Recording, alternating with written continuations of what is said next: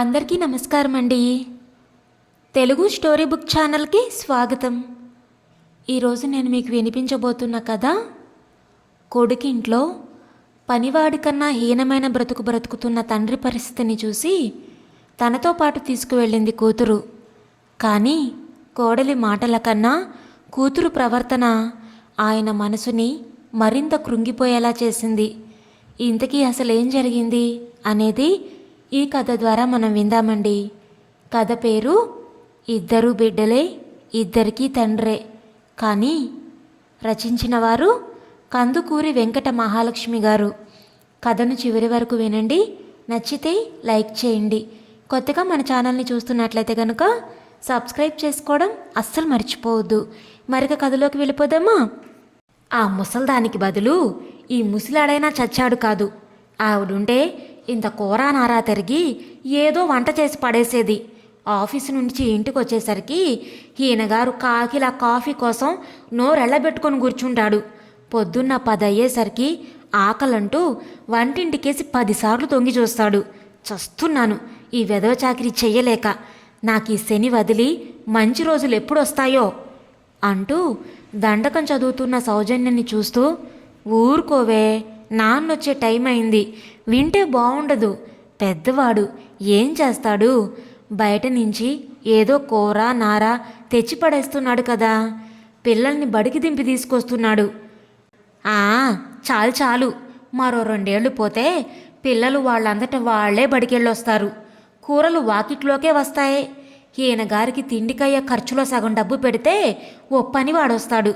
ఈయన చేసే నిర్వాకం ఏం మండిపోవడం లేదు అంటూ గట్టిగానే అంటున్న కోడలు సౌజన్య మాటలు విన్న వెంకన్న పంతులు వాకిట్లో అలాగే నిలబడిపోయాడు. బయటకొచ్చిన కొడుకు తండ్రిని చూసి తత్తరపాటుతో, బయటే నిలబడిపోయావేమిటి నాన్న, మంచినీళ్ళు కావాలా అంటూ గట్టిగానే అనడంతో ఆ మాటలు విన్న సౌజన్య నోరు కాస్త మూతపడింది. అన్నం ముందు కూర్చున్న వెంకన్న పంతులకి ముద్ద దిగడం లేదు.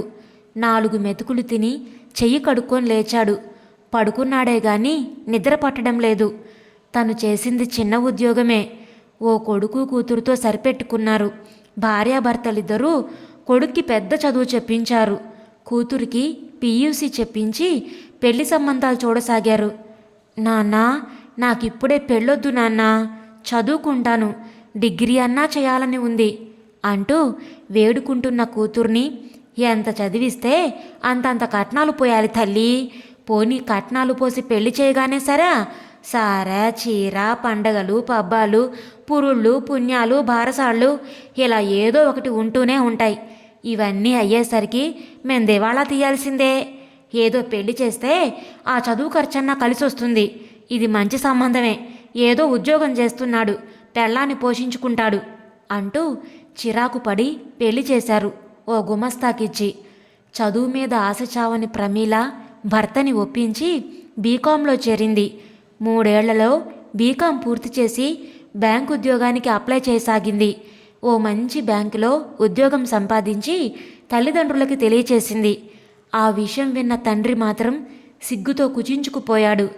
భార్య పట్టుదల, ఉత్సాహం చూసి ప్రమీల భర్త వర్ధన్ కూడా ప్రైవేట్గా MBAకి కట్టి కొన్నాళ్లకి మంచి కంపెనీలో ఉద్యోగం సంపాదించాడు.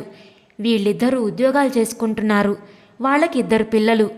అప్పుడప్పుడు వచ్చిపోయే కూతురితో మనసు విప్పి మాట్లాడలేకపోయేవారి దంపతులు. భార్యాభర్తలిద్దరూ ప్రమీల పుట్టింటి వారేమిచ్చినా ఎంతో నమ్రతతో తిరస్కరించేవారు. అమ్మా, అన్నీ ఉన్నాయమ్మా, ఎందుకు మాకు మళ్ళీ పెడతారు?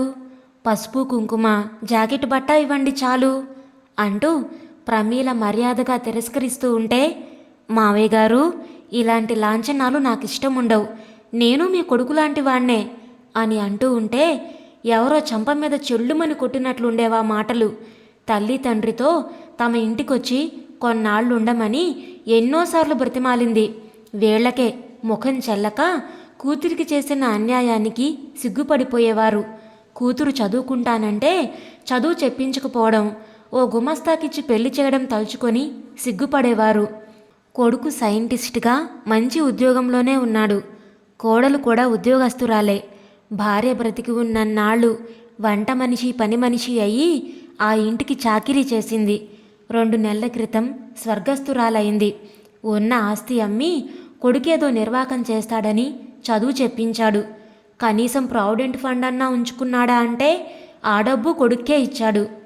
నాన్న, పట్నాల్లో ఇంటద్దెలు చాలా ఎక్కువ. నేను ఆఫీసులో కొంత లోన్ తీసుకుంటాను. నీ ప్రావిడెంట్ ఫండు ఆ డబ్బు కలిపి ఓ ఫ్లాట్ కొనుక్కుందాం అంటే ఆ డబ్బు ఇచ్చేశాడు. భార్య మెడలో పుస్తెల గొలుసు, 1 జత గాజులు కోడలికి కూతురికి ఇచ్చాడు. నాకెందుకు నాన్న బంగారం, వీళ్ళ దగ్గర ఉంటావు. అన్నా వదిన నిన్ను బాగా చూసుకోవాలి, వాళ్ళకే ఇయ్యి అంటూ ఆ బంగారం కూడా అన్న కూతురు చేతిలో పెట్టింది ప్రమీల. కూతురాడే ప్రతి మాట మెత్తని కత్తితో పొడుస్తున్నట్లుండేది వెంకన్న పంతులకి. ఇప్పుడు జరిగిందేమిటి? కొడుకు కోడలికి ఎదురు చెప్పలేడు. కోడలు హయాం చెల్లించి వీళ్ళని పనివాళ్లలా చూసేది. అప్పుడప్పుడు అనిపించేది ప్రమీల దగ్గరికి వెళ్ళి కొన్నాళ్ళుందామా అని. కానీ ఏ ముఖం పెట్టుకొని వెళ్ళగలరు? ఆమె చదువుకుంటానంటే అన్న మాటలు గుర్తొస్తే తల కొట్టేసినట్లుంటుంది. చిన్న ఉద్యోగస్తుడికిచ్చి పెళ్లి చేసినా ఏమీ మాట్లాడకుండా, ఒక్కరోజు తమని దెప్పకుండా స్వయం కృషి మీద ఈనాడు భార్యాభర్తలిద్దరూ పెద్ద పెద్ద ఉద్యోగస్తులయ్యారు. వాళ్ళకేం చేశామని వాళ్ళింటికి వెళ్ళగలం? 1 పైసా అన్నా దాచుకోకుండా వీళ్ళకంతా ఇచ్చేసినందుకు ఏమాత్రం విశ్వాసం లేకుండా వీళ్ళున్నారు. తానొకటి తలిస్తే దైవం ఒకటి అన్నట్లుంది తన జాతకం. తను చదివించిన కొడుకు తన వాడు కాదు. తన డబ్బు పెట్టుకున్న ఇంట్లో 1 గది కూడా తనది కాదు అంటూ బాధపడసాగాడు. 2 రోజులు సెలవులని తండ్రిని చూడాలని వచ్చింది ప్రమీల. కోడలాడిన మాటలు ప్రమీలతో చెప్పుకొని ఏడ్చేశాడు వెంకన్న పంతులు. ఇంత బాధని కడుపులో పెట్టుకొని బాధపడుతున్న తండ్రిని జాలిగా చూసింది. తనతో తీసుకువెళతాను రమ్మనగానే, రాలేం తల్లి, నీకు చేసిన అన్యాయానికి ఏ ముఖం పెట్టుకొని నీ గడప తొక్కాలి? నీకేం చేశాం అంటూ బాధపడుతున్న తండ్రిని ఊరడించి టికెట్ కొని తండ్రిని తనతో బయలుదేరదీసింది ప్రమీల. తండ్రికి ఓ గది కేటాయించింది. వంట మనిషి వంట చేసి తండ్రికి పెట్టేది. సాయంకాలాలు పిల్లల్ని తండ్రిని కారులో ఎక్కడికో చోటికి తిప్పిరమ్మని డ్రైవర్నిచ్చి పంపేవారు. తను పుట్టి ఏనాడు ఎరుగని సౌఖ్యాలన్నీ కూతురింట అనుభవిస్తున్నాడు. కూతురు ఎంత ప్రేమగా చూస్తుంటే అంత బాధగా ఉంటుంది. ఆ ప్రేమ, అభిమానం కడుపులో ఎవరో చేయి పెట్టి కెలికినట్లుంటోంది. తన పట్ల కనపరుస్తున్న ఆప్యాయత ములుకుల్లా గుచ్చుకొని బాధిస్తున్నాయి. ఏదో చెప్పలేని సిగ్గు మనసుని పిండేస్తోంది. కోడలాడే మాటలతో ఆమె పెట్టిన తిండి ఎక్కేది కాదు. ఇక్కడ ఆప్యాయంగా పెడుతున్న తిండి గొంతు దిగడం లేదు. పిల్లలకి ఓ ఐస్ ఫ్రూట్ కొనివ్వాలన్నా చేతిలో పైసా లేదు. ఇలా మనశ్శాంతి లేక అక్కడ ఉండలేకపోతున్నాడు. ఆప్యాయంగా పెట్టే తిండి కంటే కోడలు చూపే అనాదరణే భరించగలడేమో అనిపించింది ఒక్కోసారి. ఉదయం ఆఫీస్కి వెళుతున్న కూతుర్ని చూసి, అమ్మా ప్రమీల, నాకు టికెట్ కొనమ్మా, బాబు దగ్గరికి వెళతాను అన్న మాటలకి, వచ్చి వారం రోజులే కదా అయ్యింది నాన్న, కంగారేమిటి, ఓ నెల్లాళ్ళన్నా ఉండు అంటున్న కూతుర్ని చూసి, లేదమ్మా, కూతురింట్లో ఎన్నాళ్ళు ఉంటాను అనగానే అల్లుడు, అదేమిటి మావయ్య గారు, మీకు కొడుకొకడు అల్లుడొకడునా? ఏం పర్వాలేదు, కొన్నాళ్ళు ఉండండి అన్నా వినకుండా, మళ్ళీ వస్తానులే బాబు, టికెట్ తీసుకురండి అంటున్న మామగారిని చూసి, సరే డ్రైవర్ని పంపించి తెప్పిస్తాను అన్నాడు వర్ధన్. తండ్రి మనసులోని భావాలని గ్రహించిన ప్రమీల ఆయన్ని వెళ్లకుండా ఆపుదామని ప్రయత్నించినా కుదరడం లేదు. తండ్రిని తీసుకొచ్చాక అన్నా వదిన కనీసం ఓ కార్డన్నా రాయలేదు. అక్కడికి వెళితే ఆయన గతి మళ్ళీ మామూలే అనుకుంది. తనే ఫోన్ చేసి అప్పుడప్పుడు అన్నగారితో మాట్లాడి తండ్రి క్షేమం చెప్పేది తప్ప అట్నుంచి ఎప్పుడూ కబురుండేది కాదు. తప్పనిసరయ్యి తండ్రికి టికెట్ కొని తెప్పించారు. వచ్చే ఆదివారానికి టికెట్ దొరికింది. 70 ఏళ్ళు దాటిన తండ్రిని, ఒక్కడివి అంత దూరం వెళ్ళగలవా నాన్న అనగానే, రైలెక్కితే అంతా నావాళ్లేనమ్మా అన్నాడు. తండ్రి ప్రయాణం గురించి అన్నయ్యకి చెప్పగానే కాస్త కంగారే పడ్డట్టుంది గొంతు. కొన్నాళ్ళు ఉంచుకోకపోయావా? ఇక్కడ ఆయనకి మునిగిపోయే పనులే ఉన్నాయి. కంగారేమొచ్చింది ఆయనకి? ఎక్కడికన్నా అక్కడే ఆయనకి సదుపాయంగా ఉంటుంది. కొన్నాళ్ళు పోయాక పంపిద్దు గాని, కొంపలేం మునగడం లేదు అన్న అన్నయ్య మాటలకి ఏమీ అనలేక ప్రయత్నిస్తానన్నయ్య అని మాత్రం అంది. 2 రోజుల్లో తండ్రి ప్రయాణం. సాయంత్రం ఇంటికి వచ్చిన కూతురు, నాన్న నీ ప్రయాణం ఓ ఏడాదికి వాయిదా పడింది అనగానే, ఏడాదికా అంటూ తెల్లబోతూ, అదేమిటి, ఎందుకు అన్నాడు ఆశ్చర్యంగా. అన్నయ్యకి విదేశం వెళ్లే ఛాన్స్ వచ్చిందట. వదినా పిల్లల్ని కూడా తీసుకువెళుతున్నట్ట. కొన్నాళ్ళు నాన్నని నీ దగ్గర ఉంచుకో, నాన్నకి ఖర్చులకి డబ్బులు పంపిస్తూ ఉంటానని ఫోన్ చేశాడు. సో నీ టికెట్ క్యాన్సిల్ చేశాం అంటూ చెప్పగానే శిలలా నిలబడిపోయాడు. ఇక తప్పక కూతురింట్లో ఉంటున్నాడు వెంకన్న పంతులు. నెల నెల ఓ 1000 రూపాయలు తెచ్చి అన్నయ్య పంపిన డబ్బు అని తండ్రి చేతికిచ్చేది. కొడుకు పంపే డబ్బు చూశాక ఆయనలో కాస్త మార్పు కనిపెట్టారా దంపతులు. అందులో కొంత డబ్బు కూతురికిచ్చి, కూతురు సొమ్ము ఊరికే తినకూడదమ్మా అనేవాడు. పోనీలే నాన్న, నీ తృప్తి మాకు ఆనందం అంటూ ఆ డబ్బు తీసుకునేది. మిగిలిన డబ్బుతో పిల్లలకి అవి ఇవి కొనిపెట్టేవాడు. ఇప్పుడు వెంకన్న పంతుల్లో ఒక రకమైన తృప్తి, ఆత్మవిశ్వాసము కలగసాగాయి. కూతురు సొమ్ము తింటున్నాను అన్న బెంగ తగ్గింది. ఎంతైనా కొడుకు కదా, తండ్రంటే అభిమానం లేకుండా ఉంటుందా? డబ్బన్నా పంపిస్తున్నాడు.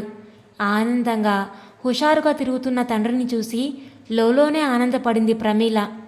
నన్ను క్షమించు నాన్నా, నేనెంత తప్పు పని చేస్తున్నానో నీకు తెలీదు. తెలిస్తే నన్ను క్షమించవు. నీలోని అంతర్మదనం గ్రహించి అబద్ధం ఆడాను నాన్నా. నీ కొడుకు ఫారెన్ వెళ్ళనూ లేదు, నీకు డబ్బు పంపడమూ లేదు. కూతురికి ఏమీ చెయ్యలేదు, కూతురు సొమ్ము తింటున్నాను అన్న నీలోని బాధని అర్థం చేసుకొని నీ కొడుకు ఫారెన్ వెళ్ళాడని, నీకు డబ్బు పంపిస్తున్నాడని అబద్ధం చెప్పాను.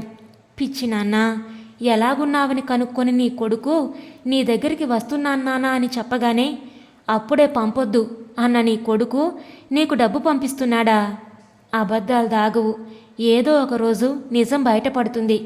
ఏడాది దాకా ఈ అబద్ధం దాగితే అన్నయ్యకి మరో ఏడాది అక్కడ ఉండడానికి పర్మిషన్ వచ్చిందని మరో అబద్ధం ఆడతాను.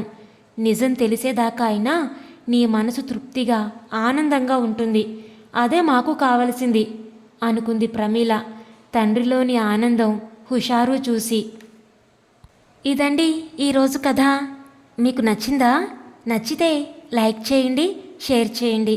అలాగే మీ విలువైన అభిప్రాయాలను కామెంట్స్లో తప్పకుండా తెలియచేయండి. ఇంత మంచి కథను మనకు అందించిన కందుకూరి వెంకట మహాలక్ష్మి గారికి మనందరి తరపు నుంచి ధన్యవాదాలు తెలియజేసుకుంటున్నానండి. ఇలాంటి మరెన్నో మంచి మంచి కథలను వినడానికి మన ఛానల్ని తప్పకుండా సబ్స్క్రైబ్ చేసుకోండి. మరలా రేపు మరొక మంచి కథతో కలుద్దాం. అంతవరకు ఉంటానండి.